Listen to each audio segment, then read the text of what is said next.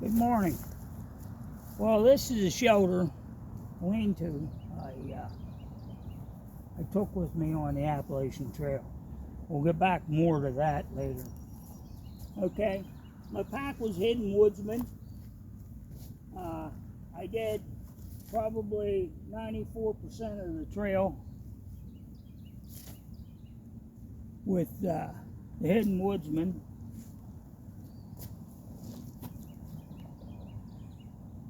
So, okay. Take two.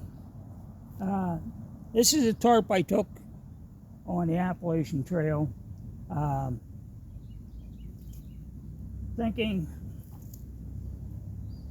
that this would be lighter. The only thing I don't have is to set up the second line to pull this back to give me a little bit more head space.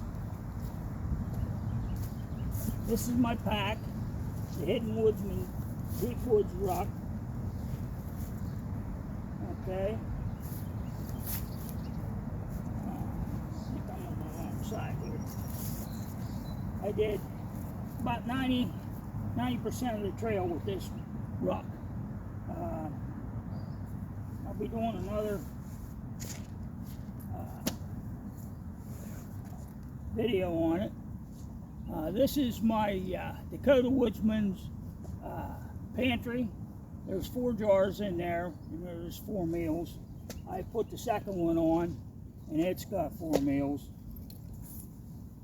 Get inside the pack. I kept in here, I kept the little stuff like my corn cob pipe, my cramp cream in it. This is my ditty bag with my Mora and that kind of stuff. Don't forget your head net because them bugs are merciless. I did have a poncho with me, but I was having trouble with getting it over the pack. This is my actual one wind tent.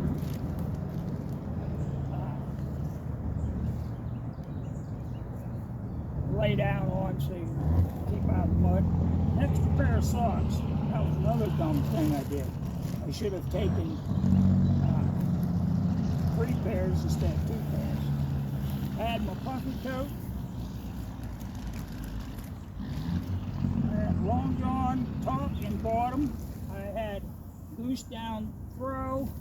Of course, my food bag.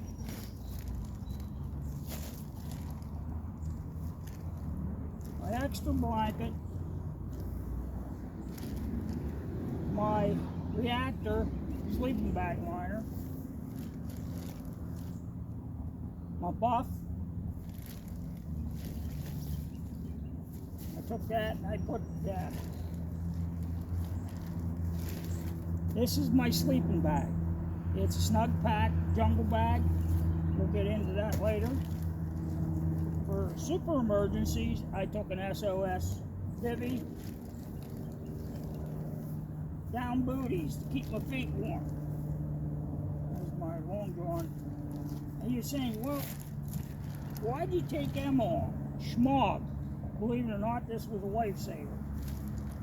My mini first aid kit.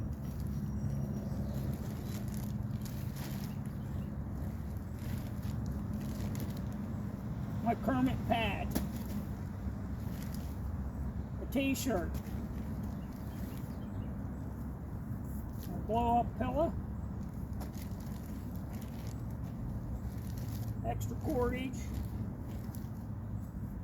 My signal panel from Hidden Woodsman. Piece of fat wood. Outside pockets. I also bought a raincoat because I was having trouble getting the poncho over another piece of fat wood.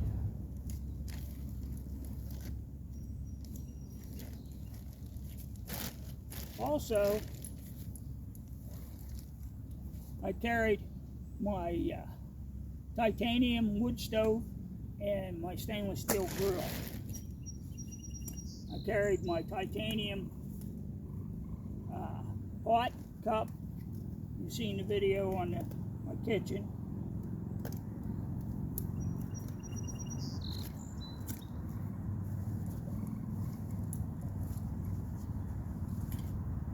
Can of gas, headlamp, bear rope, and a windscreen.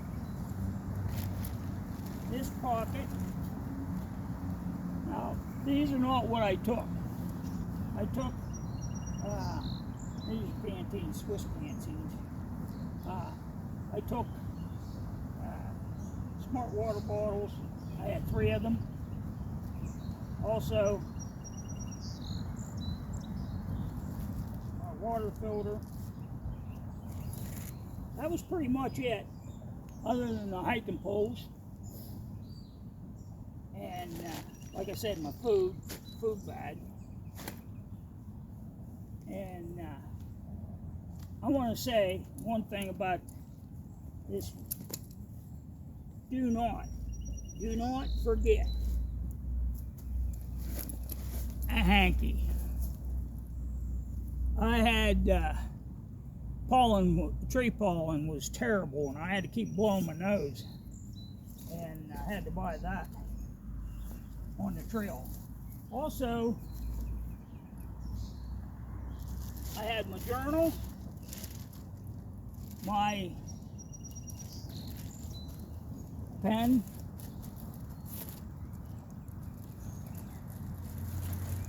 my AT guidebook.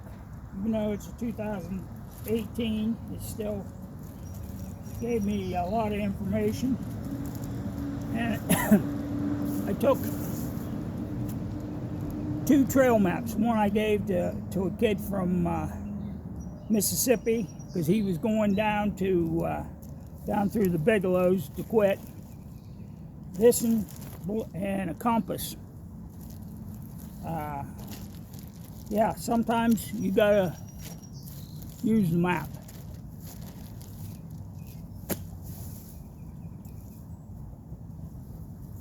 Back in 2018, I bought this Hidden Woodsman pack. And the only thing I really done to it is put that Velcro on, or put the patches on. This is, now I did have to put another yoke, not a yoke, but a hip pad. And this bugger has been a beast. I can pack more into this than I should. All this together with the water, food, I had 43 pounds.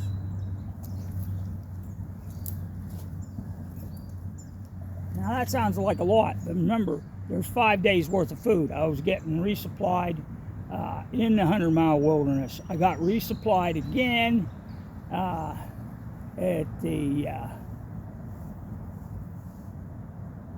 Sterling End to get to the 100-mile wilderness, to get me over to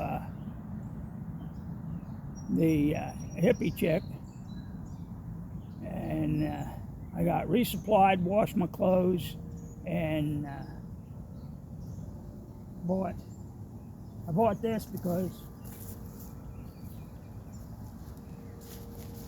this dry bag, because I had stream crossings, and I had another, it was actually my food bag, and I had one more little one that I put my cell phone in.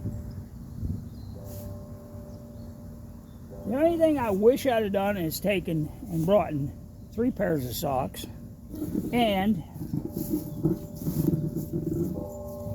this rain fly for I bought it when I was trying out hammock camping. That would have gave me a little bit more coverage in the high wind and rain and torrential rain, where this didn't. I actually pitched this tarp and an A-frame, and the wind was blowing so bad, you couldn't set it up any different. It was just, the wind was terrible, and I had the extra line in there to give me some more head space, because you can see that sagging in. And I could have found a little pebble somewhere and pulled it back with a short string. That would have done the trick, but I used a string in there. So that's basically all. And I had power bricks. I had 3 of them. They're not with me because they're in the house. Basically, that's the gear I had. When you're packing this, oh, and I had bug repellent too, but it leaked. You can see this darker spot, and that's pine pitch. First thing you got to do is you got to pack your outside pockets. If you don't, you can't get your stuff in there. Oh yeah, these are extra tent stakes I took along. And they did come in handy. They weren't a useless piece of gear, because I used it to stake out there. And another thing I did is I lost the bail to my titanium, and I made a coat hanger, cloth hanger. You gotta pack your outside pockets first, or you'll never get stuff in them, because the sides push out, and you can't get your stuff in them.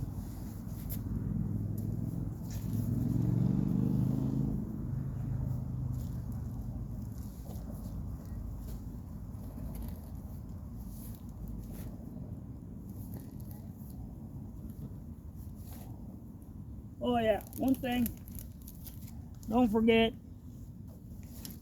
your dude wipes, because it cuts down on shafting and for chafing. Some guys use Body Glide and stuff like that, but I like to wipe myself off at night, wipe my face, my neck.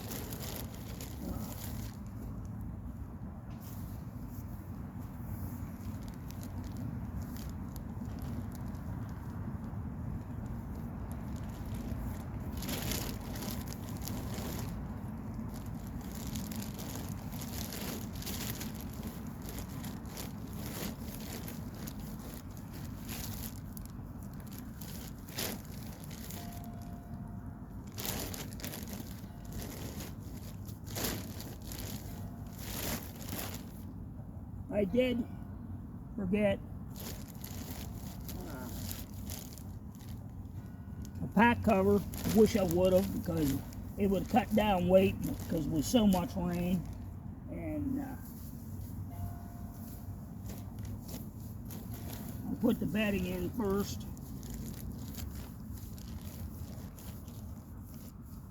You say, well, why don't you use stuff sacks? Well, I did when I knew I might slip into the water.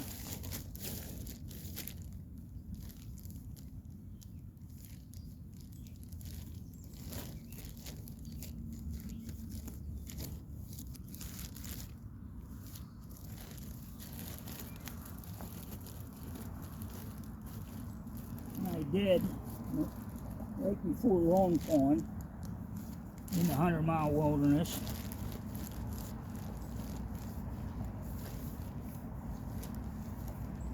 Rocks are very slippy.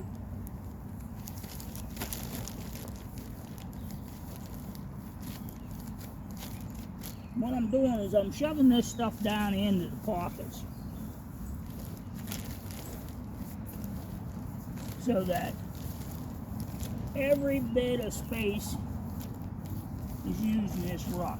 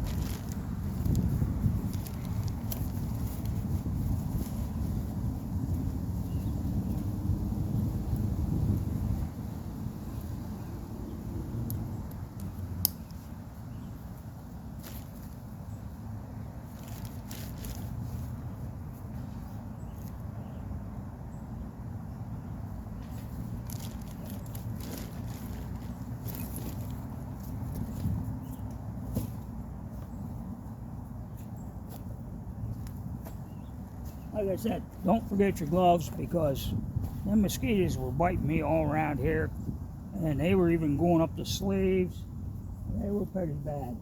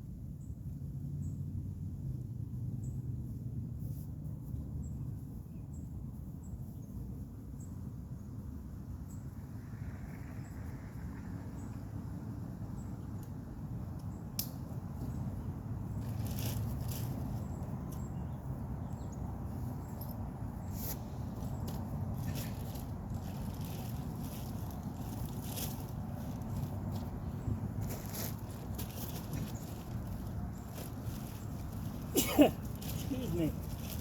See the tree falling still. Ah. Bothering me.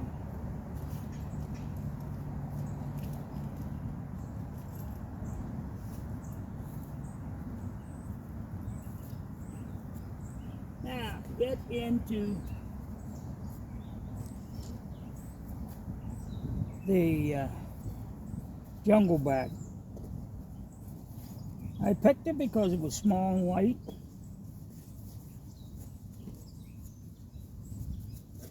And since I knew it gets very buggy in Maine, because I've been there, I've paddled the Allagash, I wanted something with an integrated bug screen.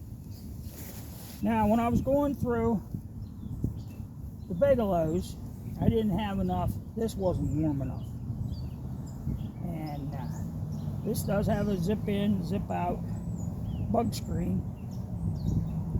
But the downside of this is the zippers. Get zipped up, like you're trying to get the bug screen zipped up when you're in it. It's pretty gnarly. But what I did like is, like on the real cold nights, I didn't need the bug screen. See there how that catches on there? And when you're in the dark,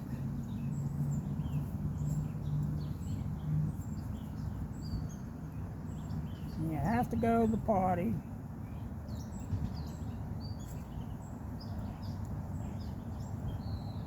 or get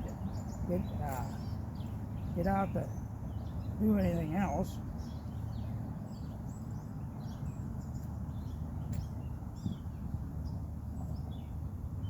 It bunches up right there. And now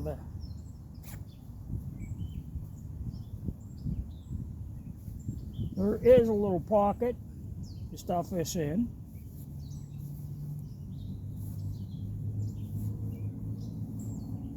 But when you're rolling around, it does come out. I think what I'm going to do is I'm going to sew some Velcro in there or something. But these zippers are terrible. It has an inside pocket, like you can put your little flashlight in there. You can unzip it and it can become a blanket. But I really like, this is a pain in the butt, but it has a draw hood, and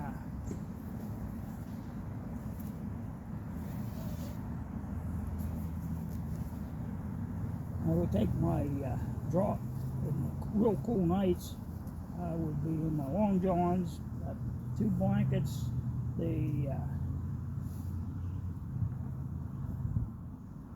booties, and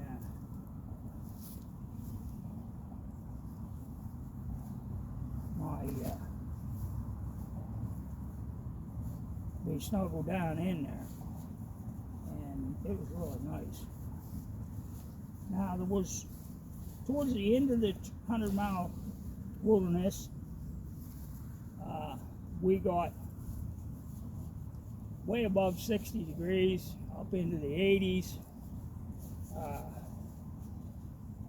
This was really too warm with the bug net on, but when you're so darn tired of trying to push to get as many miles or get to the shelters, I try to utilize the shelters as much as possible.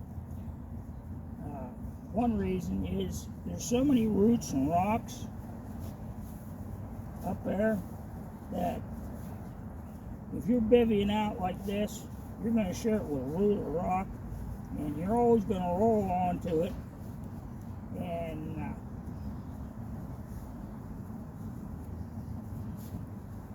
it's going to bother you at night. Where even the baseball bat floors on the shelters with the pad,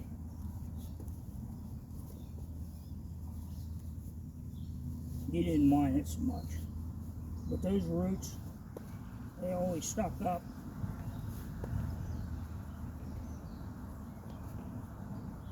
I see why I've got people use hammocks, but I didn't have a good underquilt, so that's why I went with this. It did spit snow in the Bigelows. It got real cold. That's why when I went to Sterling, I got another blanket. Also, I lost my glasses. It's up to you, because glasses can get broke, but carry a small an extra pair of reading glasses. I was using the little magnifying glass on my compass to read far out, and the maps and the guide, trying to make sense of stuff. That was a pain in the butt, because you could only get like one letter at a time, and then you had to piece together the word.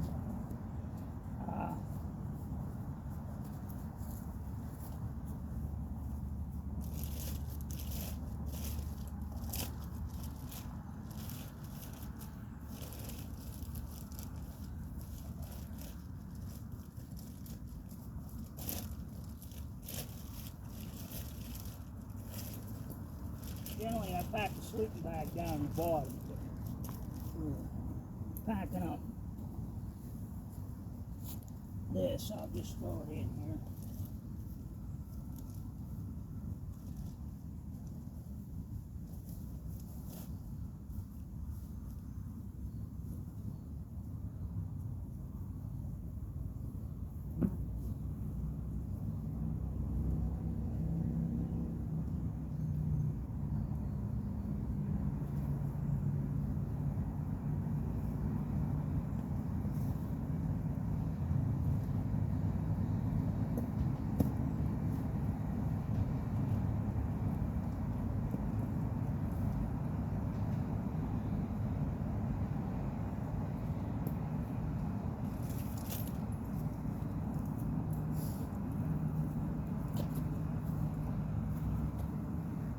A lot of times this was in my pocket because if sometimes it would be raining so hard the mosquitoes wasn't bothering you. I took this hat because I could take this, put it down, put the bug net over, and keep the bugs away from buzzing in my ears, because that was pretty annoying.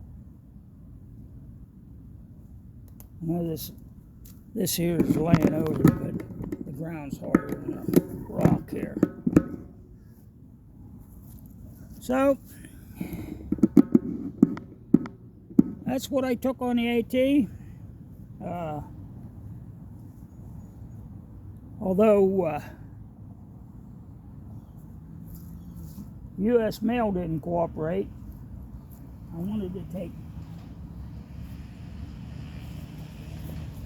2 of these on the AT, but I had to suffice with 1. But that's not Dakota's fault, that's the U.S. Post Office. So the reason why I took a tarp over a tent was to cut almost 2 pounds off of my pack. I was trying to keep everything light, small as I could, but I left on April 17th to go to Maine. Well, Katahdin wasn't open yet, but my plan was to get to Katahdin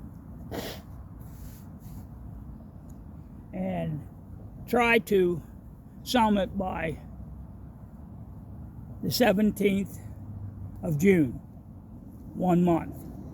Well, because of the high rain, and I had to dry everything out because everything was soaked, clothes, pack, I had to hold up a day in the Bigelows and dry everything out, and so I could keep going.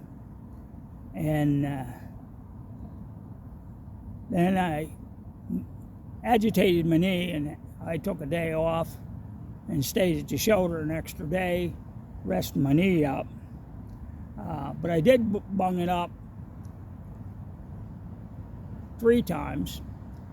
The second time is when I did the flip in the stream because of the slippy rocks near Long Pond. I not only bunged my knee up, but I banged my elbow off of the rock. The elbow, after about 2 weeks, it quit hurting. But the knee, I had to be careful. Well, then when I was going up Katahdin and I was nearing the top where the point is, where these huge boulders, and I didn't take a video of it because it was so foggy, the rain was coming down, the wind was terrible. I didn't even want to pull the phone out to try to get a picture because I didn't want to ruin my phone. But when I got up to the 3 rocks and looked down over where you had to climb down to get out onto the top towards the sign, I couldn't see any cairns, I couldn't see any paint. It was so foggy. I was very lucky to see the bottom of where you had to climb down to get out onto the rocks. And I was getting chilled. And I already, one time, got hypothermia in the Whites. Or, well, it wasn't the Whites. It was actually right before Route 26, before I hit the Bigelows. I couldn't make it to the shelter. It got dark on me. The mud, the water, slipping. I didn't want to mess my knee up, but I still messed it up. So I took my poncho and my goose down throw, and I wrapped it around me, and the wind was bad. It soaked me, and I got cold, and I was shivering. And when I walked into the shelter, I was shivering terribly. I got my sleeping bag out. Lucky, the trash bag inside kept everything dry. Got into my sleeping bag. I had some shake hand warmers. I put them in there. And some people came at lunchtime to eat there, and they were going to go on. And the guy said, "What are you doing in the sleeping bag in the middle of the day?" I said, "Well, I got a touch of hypothermia." "You want me to call rescue?" I said, "No, I'm giving myself first aid. I'm almost over it. I'm only shivering a little bit now, not a lot." And I said, "I'm going to lay here and warm up, get the insides warm. Then I'm going to eat a big meal that I didn't get to eat last night. Get some more energy in me." And I said, "I'll be all right." Well, then I warmed up and I went to the next shelter, and that's when I met Bill. And he hurt his knee and he fell into the creek and shorted out his phone. And I stayed with him, and then we finally got down to Route 26, and I called the roadhouse, and they came and picked us up. And we spent a couple days till my wife come up to pick us up, which was no big deal. We kept walking around to keep her knee limbered up so it wouldn't stiffen up. And then we got Bill on the bus, and he had to go back to New York and then transfer to go out to Arizona or New Mexico to his sister's place. And the reason why he was hiking the Appalachian Trail, he was hiking the PCT, and those forest fires forced him off the trail. And I talked to Bill after I got done with the AT, and turned around and come back. But at least I made it to the top of the mountain. That's what I was shooting for. Even though I couldn't get to the sign, get pictures, and I still thank God for getting me there. And so a little prayer said, "This fool got to get off this mountain."